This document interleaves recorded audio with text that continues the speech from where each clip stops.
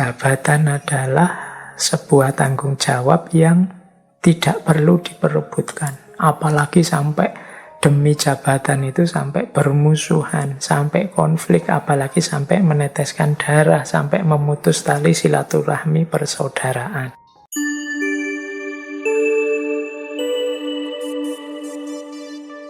Bismillah. Assalamualaikum warahmatullahi wabarakatuh. Bismillahirrahmanirrahim. Alhamdulillahirabbil alamin. Assalatu wassalamu ala asyrafil anbiya'i wal mursalin sayyidina wa maulana Muhammadin wa ala alihi wa ashabihi wa man tabi'ahum bi ihsanin ila yaumiddin. Amma ba'du. Bismillah teman-teman, mari kita belajar lagi melalui ngaji filsafat yang rutin kita jalankan. Semoga bisa istiqomah. Oke, malam hari ini kita ada di tema para penakluk. Alhamdulillah malam hari ini kita akan bertemu tokoh besar kita yang mungkin beberapa teman mengusulkan untuk mengangkat tokoh ini.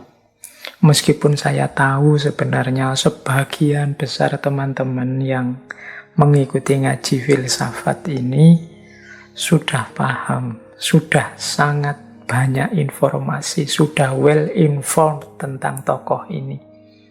Jadi sudah ngerti banyak hal tentang tokoh ini. Ya, tapi memenuhi keinginan tahuan mungkin beberapa teman yang ingin lebih mendalam dari perspektif hikmahnya. Malam hari ini kita angkat tokoh besar ini, yaitu Sayyidina Umar bin Khattab, Amirul Mukminin, Umar Al-Faruq. Nama ini insya Allah teman-teman sudah hafal semua, kiprahnya sebagian besar juga sudah ngerti semua. Malam hari ini kita bahas dari aspek pelajaran apa yang mungkin bisa kita teladani dari beliau untuk situasi-situasi kita hari ini, hikmah-hikmah apa, prinsip-prinsip hidup apa yang bisa kita ambil uswah, kita ambil teladan dari beliau.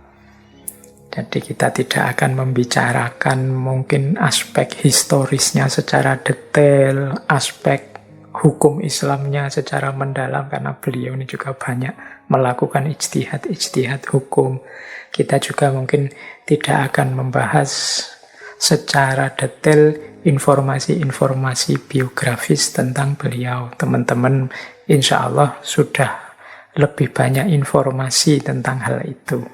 Bahkan sudah ada filmnya, sudah ada serialnya, dan lain sebagainya. Jadi malam hari ini nanti lebih kita fokuskan pada aspek hikmahnya. Sekarang coba kita dalami karakter-karakter beliau. Mungkin ada beberapa di antaranya yang penting kita hidupkan hari ini. Kalau dalam catatan saya, beliau ini punya 5 karakter yang luar biasa menonjol.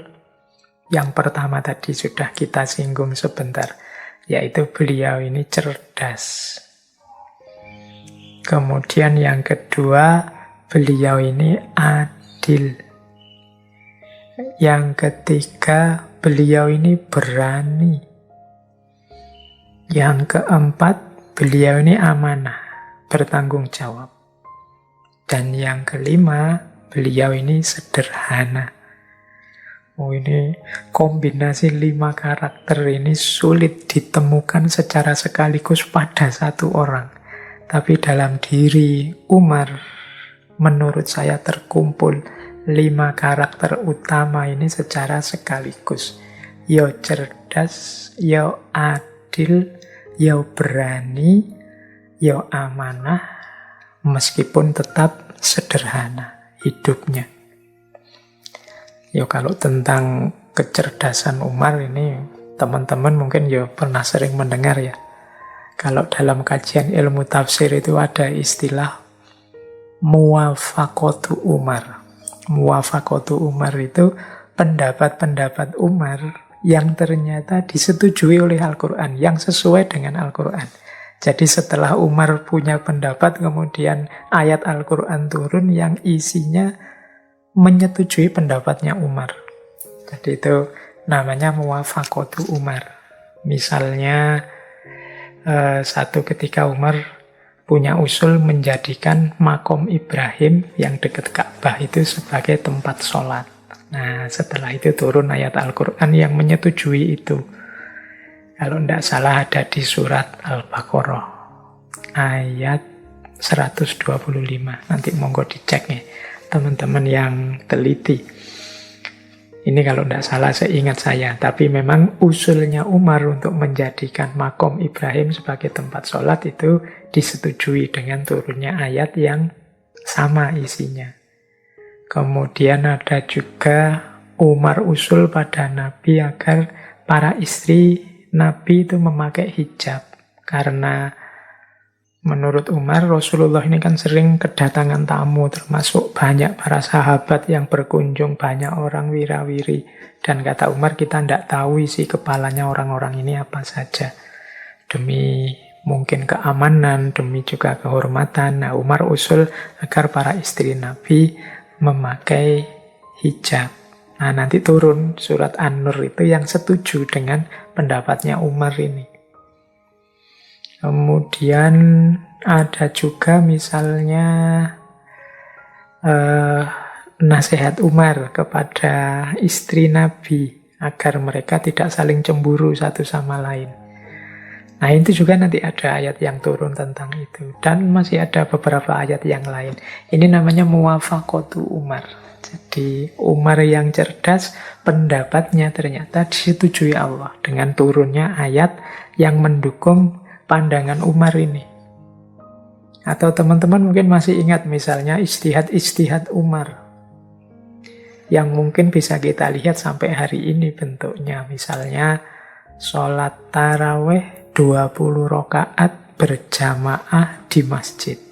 Ini menurut banyak riwayat ini diawali dari ijtihadnya Umar bin Khattab. Kemudian juga menghimpun Al-Quran dalam satu mushaf. Pada zaman Abu Bakar ini Umar yang usul pada Khalifah Abu Bakar saat itu karena banyak sahabat yang hafal Al-Quran ini syahid dalam pertempuran. Umar usul Al-Quran ini ditulis saja dalam satu mushaf. Ini diawali dari usulnya Umar. Atau mungkin teman-teman masih ingat ya kemarin baru 1 Muharram. Tahun Hijriyah. Tahun Hijriyah ini ditetapkan pertama kali zaman Khalifah Umar. Diawali dari tahun hijrahnya Nabi. Kemudian belum lagi ijtihad bidang fikih yang lain. Wow. Ini kalau teman-teman concern dengan itu, ada beberapa kitab yang khusus membahas ijtihadnya Umar. Misalnya Umar yang menetapkan bahwa kalau ada orang menalak istrinya langsung 3, itu dianggap 3. Nah, kalau sebelumnya talak itu kan gini, aku ceraikan engkau, itu kan sekali. Kadang-kadang orang mungkin saking jengkelnya sama istrinya, bilangnya langsung 3 kali, aku ceraikan engkau, sampai 3 kali. Itu kalau sebelumnya dianggap tetap 1 kali. Kalau ijtihadnya Umar dianggap 3 kali. Kalau 3 kali kan tidak bisa kembali lagi sebelum ada mukhalilnya. Mukhalil itu istrinya dinikahi oleh orang lain dulu.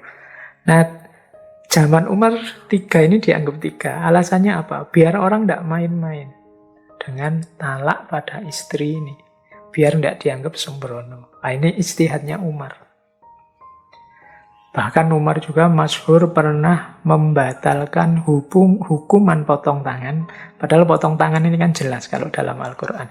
Tapi oleh Umar ada pencuri yang batal tidak dihukum potong tangan karena ijtihadnya Umar, karena dia melihat orang ini mencuri karena terdesak oleh ekonomi. Bukan karena niatannya sendiri untuk mengambil haknya orang lain, tapi dia kepepet, kelaparan, dan mencari makan. Sehingga hukuman potong tangannya ditangguhkan. Kemudian apa lagi? Sebenarnya banyak ya, saya kalau pas lagi ngomong gini agak lupa-lupa. Yang saya ingat lagi misalnya ghanimah. Ghanimah itu harta rampasan perang. Sebelum Umar itu ya memang ada petunjuknya Al-Quran bahwa rampasan perang itu kalau untuk Nabi berapa, untuk yang panglima berapa, untuk pasukan berapa, dan lain sebagainya. Nah, ketika Umar datang sebagai khalifah, ini beliau melakukan ijtihad. Jadi harta ghanimah ini tidak kemudian begitu saja dibagi habis pada pasukan. Mungkin karena mempertimbangkan juga, ya mungkin para pasukan ini secara ekonomi sudah mapan semua. Akhirnya Umar berijtihad, ya harta rampasan itu dikembalikan lagi pada yang punya, tetapi dipotong pajak tertentu. Ini nanti yang dikenal sebagai kharaj. Dan kemudian dimasukkan pada kas negara untuk kepentingan umum. Atau kita hari ini mengenalnya sebagai Baitul Mal. Dan lain-lain. Banyak ijtihad-ijtihadnya Umar. Termasuk ijtihad-ijtihad kelembagaan. Nanti Umar ini yang membentuk Diwanul Jundi. Ini departemen militer. Diwanul Sunduk, Departemen Ekonomi, Diwanul Kharaj, Departemen Pajak, Majelis Syuro, mendirikan pos-pos militer di mana-mana, kemudian menyusun sistem peradilan dengan konstitusi peradilan tertentu. Nanti beliau ini yang menyusun prinsip-prinsip peradilan dalam Islam yang dalam satu risalah tertentu nanti dikirimkan pada Abu Musa al-Asy'ari yang nanti dikenal sebagai Dustur Umar atau konstitusinya Umar. Yaitu tadi mengilustrasikan betapa meskipun beliau ini penakluk, menaklukkan kemana-mana, khalifah yang ngurusi semua ikhwal urusannya umat Islam, tapi beliau juga tetap tidak berhenti memanfaatkan kecerdasan beliau, keseriusan beliau, mendayagunakan akal budinya. Jadi ini menurut saya salah satu karakter yang kuat dari seorang Umar. Kemudian yang kedua tadi keadilan. Wah, kalau ini saya tidak perlu menjelaskan detail. Banyak cerita-cerita tentang betapa keadilan seorang Umar. Bahkan beliau ini dalam satu riwayat pernah menghukum cambuk putranya sendiri, Abdurrahman bin Umar, karena minum minuman keras. Ada satu riwayat yang mungkin teman-teman pernah mendengar, misalnya satu ketika gubernur Mesir, Amr bin As, yang tadi saya ceritakan menaklukkan Mesir itu, ingin membangun masjid yang besar di dekat istananya. Cuma dia ini terhalang, tanah yang akan dibangun masjid itu masih ada satu gubuk tua miliknya orang Yahudi yang juga sudah tua. Nah, Amr bin As ini merayu-rayu mendekati orang tua Yahudi ini agar tanah itu dijual saja padanya. Akan dibeli sekian kali lipat harga biasa. Tapi orang Yahudi tua ini bersikukuh untuk saya tidak akan menjual tanah saya akan tetap tinggal di sini. Nah, dan Amr bin As ya terus-menerus melakukan pendekatan-pendekatan agar orang ini mau menjual tanahnya. Akhirnya orang tua ini dari Mesir berangkat ke Madinah untuk menemui Umar bin Khattab. Dia ingin mengadukan yang dilakukan oleh Amr bin As ini. Nah, mendengar pengaduan orang tua ini, Umar menyimpulkan ini tidak benar yang dilakukan oleh Amr bin As ini. Terus kemudian Umar meminta orang tua tadi, wahai Pak Tua, tolong kamu cari, kamu keluar sebentar, tolong cari kalau ada tulang-tulang bekas yang ada di tumpukan sampah, bawa ke sini. Nah, ini orang tuanya mungkin ya mikir heran, ini maksudnya apa? Ada orang mengadu kok malah disuruh mencari tulang. Tapi ya karena yang merintah khalifah, dia tetap keluar mencari tulang. Setelah dapat, diberikan pada Umar. Oleh Umar kemudian di atas tulang itu digores dengan pedangnya, digores vertikal, kemudian sekali lagi dia menggores secara horizontal, mungkin seperti gambar palang itu ya. Setelah gores vertikal, digores secara horizontal, kemudian Umar bilang, wahai Pak Tua, kamu bawa tulang ini, kamu berikan pada Amr bin As. Nah, ya mungkin Pak Tuanya juga geleng-geleng, ini maksudnya apa? Harus bawa tulang diberikan pada Amr bin As. Apa melihat tulang ini Amr bin As kemudian sadar dan lain sebagainya. Mungkin dia menggerutunya begitu. Tapi ya karena yang merintah khalifah, lelaki tua Yahudi itu ya sudahlah. Balik saja menemui Amr bin As. Nah, setelah sampai di hadapan Amr bin As, diberikanlah tulang itu. Begitu melihat tulang yang ada 2 goresan tadi, Amr bin As langsung pucat. Seketika itu dia memutuskan untuk tidak lagi memaksa orang tua itu membeli gubuknya, membeli rumahnya, dan ceritanya bahkan pembangunan yang sedang berjalan sebagian itu dibatalkan, digagalkan saja. Nah, orang tua Yahudi ini heran. Dia terus tanya pada Amr bin As, sebentar Tuan, kenapa sih hanya melihat tulang saja, sampean kok setakut itu? Padahal itu kan cuma tulang biasa, bahkan saya nyarinya ya di tempat-tempat sampah tadinya. Amr bin As menjawab, wahai Bapak Tua, tulang ini sebenarnya ancaman dari Khalifah Umar padaku. Mengapa memberikan tulang? Ini sebenarnya untuk mengingatkanku bahwa setinggi apapun pangkatku, kedudukan, dan kekuasaanku, pada akhirnya hidupku akan berakhir menjadi tulang belulang saja.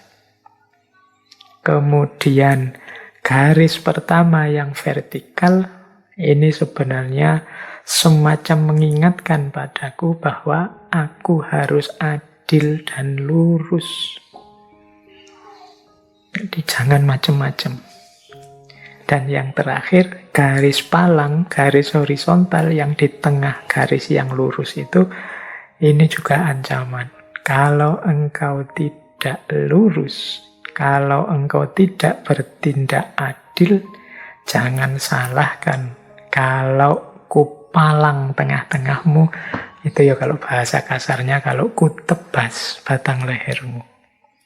Nah, jadi ini ya cerdasnya Amr bin As, juga adilnya Umar bin Khattab. Jadi Amr bin As bisa membaca pesan rahasia dari Umar tadi dan adilnya Umar. Meskipun itu orang tua yang Yahudi lagi, tapi kalau memang sesuatu yang tidak adil, ya disebut tidak adil dan dibela. Ini contoh yang masyhur sekali dari keadilan seorang Umar. Bahkan ada cerita juga dengan Amr bin As ini. Jadi satu ketika anaknya Amr bin As ini berlomba berpacu kuda. Jadi lomba pacuan kuda dengan penduduk setempat. Nah, selesai lomba terjadi perselisihan. Ini mungkin rebutan menang. Siapa yang harusnya menang, siapa yang harusnya kalah, ini gegeran. Terus putranya Amr bin As ini marah. Penduduk tadi dipukuli oleh Amr bin As. Karena dipukuli oleh anaknya gubernur, dia tidak berani ngelawan. Tapi kemudian orang ini mengadu pada Umar. Nah, oleh Umar dipanggil putranya Amr bin As dan orang ini. Kemudian oleh Umar disuruh mukul balik. Kamu tadi dipukul berapa kali, balaslah. Kemudian dia bilang pada putranya Amr bin As, ini kalimatnya juga terkenal, sejak kapan engkau memperbudak manusia? Padahal mereka dilahirkan oleh ibu-ibu mereka dalam keadaan bebas, merdeka. Jadi jangan mentang-mentang karena engkau anaknya gubernur kemudian sewenang-wenang memukuli penduduk atau rakyat biasa. Posisimu dengan mereka sama-sama orang yang merdeka. Nah, ini contoh ya, ilustrasi-ilustrasi tentang keadilan Umar. Kemudian yang kedua, karakter beliau berani. Kalau ini tidak perlu dijelaskan lagi ya tentang keberaniannya Umar ini. Tadi sudah sedikit kita singgung bagaimana beliau ini Al-Faruq. Kalau sudah yakin benar, dia akan mati-matian berani menjalankannya. Suatu ketika bahkan beliau ini protes pada Rasulullah karena kok ini dakwahnya sembunyi-sembunyi terus. Kapan dakwah terang-terangan biar Islam ini segera tersebar?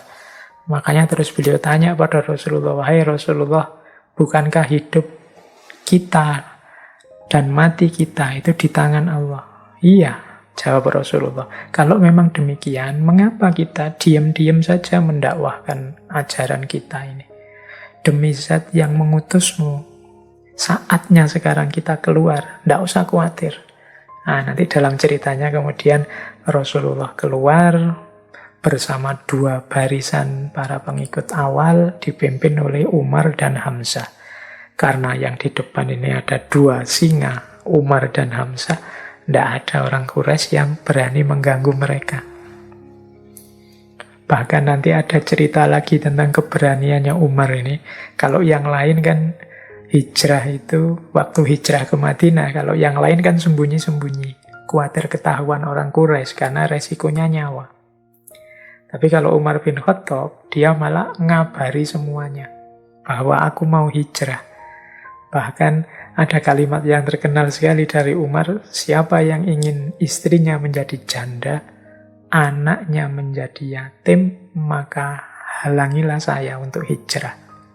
Jadi dia terang-terangan bahkan memberi kabar, mungkin juga menunjukkan rutenya, nih aku mau ke Madinah. Silahkan kalau ada yang mau menghalangi. Siapa yang ingin istrinya jadi janda, ingin anaknya menjadi yatim, maka halangilah saya.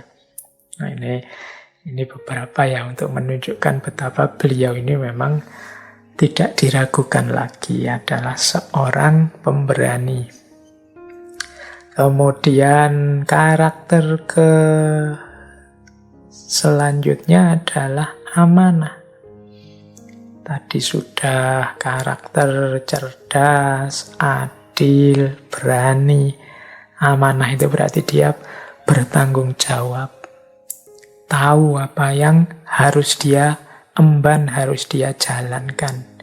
Baik sebagai hambanya, maupun sebagai khalifahnya, maupun sebagai Amirul Mukminin. Teman-teman mungkin masih ingat ya kisahnya Umar bin Khattab yang belusuan tiap malam melihat kondisi rakyatnya. Sampai kemudian ada kisah menemukan seorang ibu dan anak-anaknya yang sangat kekurangan. Sehingga ibu ini menipu anak-anaknya seolah-olah masak makanan padahal memasak batu. Sampai anak-anaknya capek dan tertidur. Ini Umar begitu tahu kondisi seperti ini, cepat-cepat balik, kemudian mengambil makanan, mengambil bahan makanan, dipanggul sendiri, mau diberikan ibu itu. Bahkan ingin dibantu oleh beberapa ajudannya, beliau tidak mau. Karena beliau merasa itu tanggung jawabnya. Jadi ini salah satu ilustrasi ya betapa beliau ini juga sangat bertanggung jawab, amanah dengan kewajibannya. Kemudian ada satu riwayat juga ini untuk menggambarkan betapa beliau ini amanah.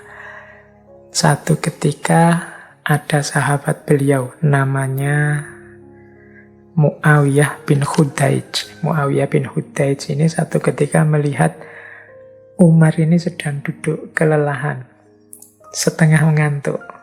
Ditanya oleh Muawiyah bin Hudaij, "Wahai Amirul Mukminin, sampean kok mengantuk? Apa ndak tidur tadi malam?" Umar terus menjawab, "Jika aku tidur di siang hari, aku menyia-nyiakan amanah rakyatku. Kemudian jika aku tidur di malam hari, aku menyia-nyiakan kesempatanku bersama dengan Tuhanku. Bagaimana aku bisa tidur di kedua waktu ini, wahai Muawiyah?" Nah, ini kisah ini ya paling tidak menggambarkan betapa memang beliau serius dan amanah dalam mengemban tanggung jawabnya, baik tanggung jawab pribadi sebagai hambanya maupun sebagai Amirul Mukminin yang bertanggung jawab terhadap semua rakyatnya. Dan yang terakhir, ya kalau ini banyak diceritakan bahwa beliau ini sederhana. Pakaian beliau sangat sederhana, seperti masyarakat pada umumnya yang dipimpinnya. Bahkan kadang-kadang ada riwayat beliau ini sesekali menggunakan baju yang bertambal, jadi tambalan. Ada juga riwayat yang bilang satu ketika umat Islam membuat seragam, mungkin pasukan yang dibikinkan seragam yang sama, itu ya Umar mengambil juga jatahnya satu baju sebagaimana pasukan yang lain. Jadi tidak menggunakan kostum yang berbeda, mentang-mentang Amirul Mukminin posisinya tertinggi terus bajunya paling mewah, tidak begitu. Seragamnya ya sama saja dengan pasukan yang lain. Bahkan dalam cerita itu, kain yang diambil untuk bahan bajunya beliau itu kurang lebar, karena beliau kan dikenal tinggi, besar, gagah. Itu ya beliau tidak ngambil dua, tapi mengambil sisa seragam, sisa kain yang dipakai oleh putra beliau. Nah, ini gambaran betapa sederhananya beliau. Kalau teman-teman membaca penaklukan Yerusalem, itu kan di situ diceritakan bahwa Uskup Agung Yerusalem saat itu yang namanya adalah Sophronius. Jadi dia ini mau menyerahkan kekuasaan Yerusalem pada umat Islam kalau yang langsung menemuinya adalah Khalifah Umar. Nah, ya karena memang seperti itu, mau tidak mau akhirnya Khalifah Umar pun berangkat ke Yerusalem bersama seorang pembantunya. Nah, ya karena perjalanan jauh, Umar dan pembantunya ini gantian mengendarai satu unta. Kebetulan menjelang masuk Yerusalem, jatahnya pembantu beliau ini yang di atas unta dan Umar yang di bawah nuntun unta. Wah, ini begitu masuk kota, semua orang gempar melihat Umar yang jalan kaki nuntun unta, sementara di atas unta adalah pembantunya. Jadi ini semakin membuat orang simpati kepada beliau karena kesederhanaannya. Bahkan ada cerita satu ketika ada utusan Raja Persia yang ingin bertemu Umar dan ingin melihat gaya hidup tokoh besar ini. Tetapi sesampainya di Madinah dan dia tanya pada orang-orang di situ di mana rumahnya Khalifah Umar, rumahnya Amirul Mukminin. Akhirnya diantarkan oleh beberapa orang di sana, ditunjukkan itulah rumah beliau. Ini utusan dari Raja Persia ini tidak percaya. Saya minta ditunjukkan istananya di mana. Ya orang yang menunjukkan bilang, ya itu tiap hari beliau ada di situ. Tempat tinggal beliau ya di situ. Kemudian utusan Raja Persia ini ingin bertemu langsung dengan Umar. Tapi ketika masuk ke rumah beliau, Umar sedang tidak ada di dalam. Kemudian dicari, ternyata Umar sedang ada di belakang. Sedang ada di sebuah kebun kurma yang tidak jauh dari rumah beliau. Nah, setelah disusul ke kebun kurma, betapa kagetnya utusan raja ini ya. Khalifah besar yang populer, penakluk yang luar biasa, itu sedang tidur istirahat di bawah pohon kurma dengan alas daun kurma, dengan baju yang sangat sederhana. Nah, ini salah satu contoh kesederhanaan hidup seorang Umar bin Khattab. Oke, baik. Wah, ini banyak cerita-cerita akhirnya malam hari ini. Tidak apa-apa ya, semoga dari cerita-cerita berkenaan dengan Khalifah Umar ini, teman-teman bisa mengambil hikmahnya. Anggap saja yang sebagian pertama sesi kita malam hari ini, kita mengambil teladan-teladan dari kisah hidup dan jalan hidup beliau Umar bin Khattab. Nah, tinggal separuh sesi kita. Sekarang kita belajar apa yang diajarkan, yang disampaikan oleh Umar bin Khattab. Silahkan ambil nafas sebentar, minum-minum, lesehan. Kita mulai. Saya awali dari pelajaran yang diberikan oleh Umar saat beliau memberikan sambutan pertama, pidato pertama begitu beliau diangkat sebagai khalifah, menggantikan Abu Bakar. Dalam pidato yang pertama ini menurut saya ada beberapa pelajaran penting yang perlu kita perhatikan dalam hal kepemimpinan. Kita lihat ya, bismillah. Yang pertama, Umar menyatakan seperti ini. Ayyuhan nas, saudara-saudara, saya hanyalah salah seorang dari kalian. Kalau tidak karena segan menolak perintah Khalifat Rasulullah, yaitu Abu Bakar As-Siddiq, saya pun akan enggan memikul tanggung jawab ini. Jadi Umar ini kan memang menjadi khalifah ditunjuk langsung oleh khalifah sebelumnya, yaitu Abu Bakar As-Siddiq. Karena beliau, Abu Bakar, pasti sangat tahu, sangat paham kualitas seorang Umar bin Khattab. Jadi, dan Umar karena yang memerintahkan sahabat dekat yang sangat dihormati, mau tidak mau menerima tawaran itu. Maka beliau menyatakan, kalau tidak karena segan menolak perintah Khalifah Rasulullah, saya pun akan enggan memikul tanggung jawab ini. Kemudian beliau melanjutkan dengan berdoa. Ya Allah, saya ini orang yang keras, kasar, maka lunakkanlah hatiku. Ya Allah, saya ini orang lemah, maka berikanlah aku kekuatan. Ya Allah, saya ini orang kikir, maka jadikanlah aku seorang dermawan. Jadi setelah menyampaikan yang pertama tadi, kemudian beliau berdoa.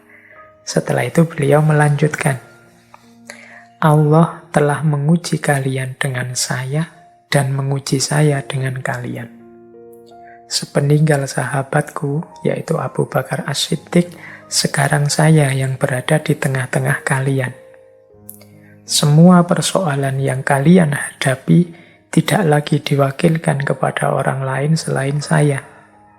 Dan tak ada yang hadir di sini selain meninggalkan perbuatan terpuji dan menetapi amanah. Kalau mereka berbuat baik, akan saya balas dengan kebaikan, tetapi kalau melakukan kejahatan, terimalah bencana yang akan saya timpakan kepada mereka. Jadi ini pidato yang luar biasa. Kalau teman-teman jeli, ini di catatan saya ada beberapa pelajaran yang kita dapatkan dari pidato awal Umar bin Khattab ini. Yang pertama apa? Yang pertama, paragraf pertama ini. Kalau tidak karena segan menolak perintah Khalifah Rasulullah, aku pun akan enggan memikul tanggung jawab ini. Jadi, meskipun Khalifah itu jabatan tertinggi, apa yang dinyatakan oleh Umar bin Khattab itu menunjukkan bahwa umat Islam itu tidak etis kalau memperebutkan jabatan. Jabatan itu satu amanah, satu tanggung jawab yang berat. Jadi kalau tidak sangat terpaksa, itu kan bahasa lainnya Umar kan begitu. Aku pun enggan memikul tanggung jawab seberat ini. Jadi jabatan oleh banyak khalifah-khalifah Islam yang terkemuka dan masyhur itu sering diasosiasikan dengan musibah. Jadi sesuatu yang berat yang menimpa. Kalau memikirkan diri sendiri ya mending tidak usah diterima, wong itu berat, susah. Tapi kan memikirkan umat Islam secara umum, memikirkan secara keseluruhan, tidak untuk egonya sendiri. Jadi yang pertama itu, jabatan adalah sebuah tanggung jawab yang tidak perlu diperebutkan. Apalagi sampai demi jabatan itu sampai bermusuhan, sampai konflik, apalagi sampai meneteskan darah, sampai memutus tali silaturahmi persaudaraan. Itu menurut saya pelajaran pertama dari pidato Umar tadi. Yang kedua, kalimat doa tadi. Beliau mengakui kalau dirinya keras, kasar, lemah. Ini penting, karena manusia yang bisa maju, bisa semakin baik, bisa terus berkembang adalah orang yang sadar kelemahan dirinya. Orang yang paham kekurangan-kekurangan dirinya. Oleh karena itu, beliau terus berdoa kepada Allah. Agar Allah menutupi kekurangannya, agar Allah membimbingnya sehingga menjalankan roda pemerintahan dengan lebih baik. Jadi yang kedua, pelajaran bagi siapapun pemimpin agar senantiasa muhasabah, senantiasa menghitung, mentafakuri, mencari di mana aku yang masih kurang. Jadi biar setiap hari, setiap waktu bertambah, berjalan, yang terjadi adalah perbaikan demi perbaikan. Yaumuhu khairun min amsihi, yang hari ini pasti lebih baik dari kemarin, besok lebih baik lagi, besok lebih baik lagi. Jangan sampai terbalik, dulu bagus, sekarang kok jelek. Nah, itu berarti keliru prosesnya. Kalau dalam Islam kan kalau dulu bagus, sekarang jelek namanya mal'un. Tapi kalau bisa ya hari ini lebih baik dari kemarin. Bahkan sama pun dianggap kerugian. Itu pelajaran kedua dari pidato ini. Pelajaran yang ketiga adalah pelajaran bahwa pemimpin dan yang dipimpin itu sama-sama ujian. Makanya kalimatnya Umar adalah Allah menguji kalian dengan saya dan menguji saya dengan kalian. Jadi kita punya pemimpin seperti apa, kalau pas kita jadi yang dipimpin, kemudian kalau pas kita yang mimpin, kita punya yang dipimpin seperti apa, anak buah kita, rakyat kita, masyarakat kita seperti apa, itu dua-duanya adalah ujian. Ujian apa? Ya semoga aku memimpin dengan baik, Sehingga dengan kebaikanku memimpin ini, Allah ridho padaku dan aku semakin dekat dengannya. Yang dipimpin juga begitu. Aku jadi orang yang dipimpin yang baik, jadi rakyat yang baik, masyarakat yang baik, sehingga dengan partisipasiku dalam kebaikan ini, kehidupan bersama semakin kondusif dan Allah ridho pada kami. Nah, ini cara menyikapi kalau kita menjadi yang memimpin atau yang dipimpin. Dua-duanya adalah ujian, jangan sampai salah. Saling mengkritik boleh, tapi melakukan yang negatif, baik sebagai pemimpin maupun sebagai yang dipimpin, yang justru menjauhkan kita dari Allah, itu yang harus dihindari. Jangan sampai yang kita lakukan sebagai yang dipimpin maupun sebagai yang memimpin tidak mendatangkan ridhonya Allah, tapi malah mendatangkan murkanya Allah. Jadi, kadang-kadang memang antara yang mimpin dan yang dipimpin itu ada ketidakcocokan, ada ketidaksesuaian. Itu makanya namanya ujian. Respon kita terhadap banyak ketidakcocokan, ketidaksesuaian, itu nanti yang menentukan apakah yang kita lakukan sudah baik apa belum, mengundang ridhonya Allah apa tidak. Pastinya berarti pastikan apapun yang kita lakukan itu tidak nabrak nilai-nilai, norma-norma kebenaran, kebaikan, keutamaan. Jadi, karena memang dua-duanya sama-sama ujian. Oke ya, yang hari ini kan mulai rame lagi wacana-wacana tidak puas, tidak cocok, saling mengkritik. Boleh-boleh saja demi kebaikan bersama. Asal kita hati-hati tidak melakukan sesuatu yang nabrak norma-norma kebenaran, kebaikan, kesopanan, kebersamaan, dan semua macam nilai-nilai keutamaan. Sehingga kita sukses menjawab ujian dari Allah dalam bentuk pemimpin maupun dalam bentuk yang dipimpin. Ini pelajaran menurut saya dari pidato kekhalifahan Umar bin Khattab.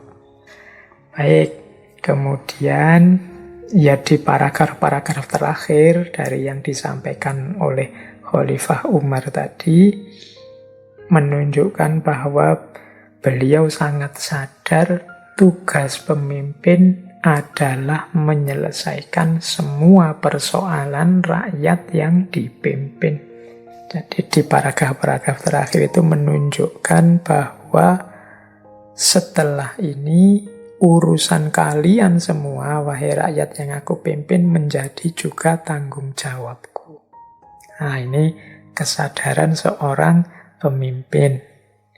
Kemudian juga beliau memperingatkan, lakukanlah kebaikan, karena barang siapa melakukan kebaikan akan mendapat balasannya. Demikian juga sebaliknya. Barang siapa yang melakukan keburukan, melakukan kejahatan, siap-siap menerima balasannya. Jadi itulah pelajaran yang diberikan oleh Khalifah Umar lewat pidato pertama beliau.